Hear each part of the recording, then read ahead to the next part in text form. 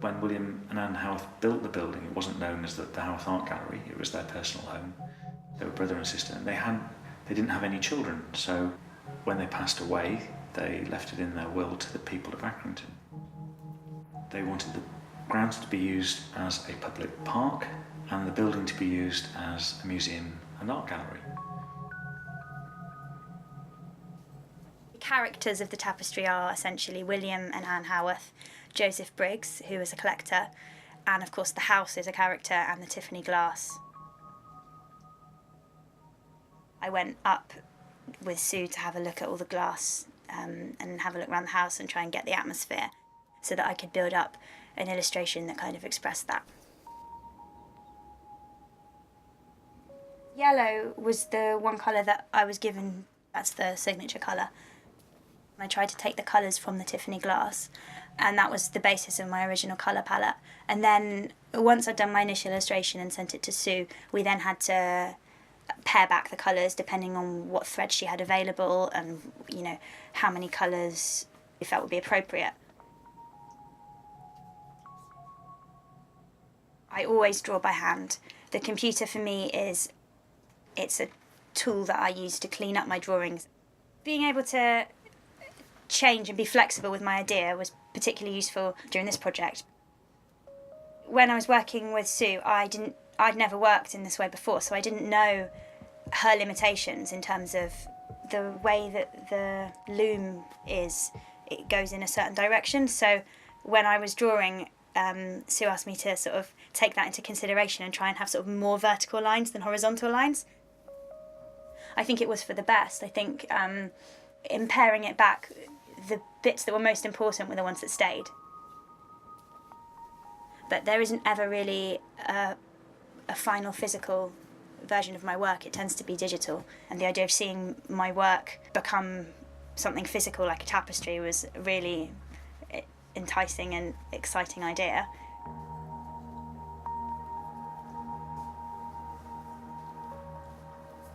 This is a woven tapestry made on a very simple large scaffolding frame loom. So this was set up at 20 to the inch, which is quite fine, but the majority of it I wove at 10 warp threads to the inch. So that's going over 2 threads and under 2 threads. So I needed to work out which way the lines were going, whether they were predominantly vertical or predominantly horizontal. So I decided that the best thing to do was to work with the design at 90 degrees, so to weave it in effect on its side. In woven tapestry, as opposed to woven cloth, only the weft shows, and it's the weft that makes the design. So the warp is the structure underneath, but the weft is the one that makes the image.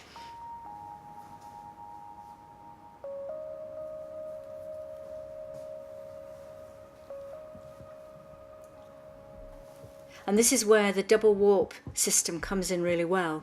So I can start to build up a steeper angle, but instead of it being in quite big steps as it would be if it was at 10 to the inch, those are finer steps because it's at 20. So it gives a more subtle line.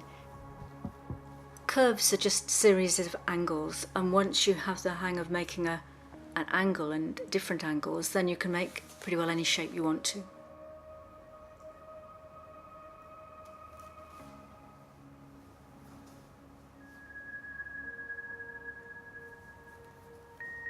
I used something called eccentric weaving, and that really is just where you weave actually right down the warp, so it's at an angle rather than at right angles to the warp. The eccentric weaving allows fluidity of line, and it also brings a kind of slightly different texture to the tapestry. So weaving vertically is much slower, and it has more limitations in that you have to stick to the warp thread, so that when you need to make a change in the shape, you either choose to be on this warp thread or this warp thread, and so consequently you would get a step. And so it's a much cruder kind of grading of angle than it is in the horizontal, which you see all over the weaving. And then to join it, would wrap the threads around each other between the warps, which strengthens them, and it also makes the colours merge slightly with each other. Cotton is such an important part of the Lancashire Mill history. Elmshire Mill, part of the group of museums, is still producing cotton. It's a very, very soft cotton, but I really wanted to be able to use that in this tapestry. And I wove it in this section of Anne's blouse here. In the handling sample, you'll be able to feel the difference in the texture of these materials. When I was working on the glass that has the goldfish in it, it looks quite silky, and it's actually a mercerised cotton, which gives, it's a process which gives cotton a sheen, and it was invented in Lancashire. We really wanted to give that sense of it being a warm and welcoming place, and it was great to be able to use the yellow that's used across the museums. They're actually slightly different threads, but obviously the same quality of colour. And I've used subtle different tones of that colour to give a kind of lively quality to those window panes. As you come through the door, you have just walked through this door, and through that door is this tapestry.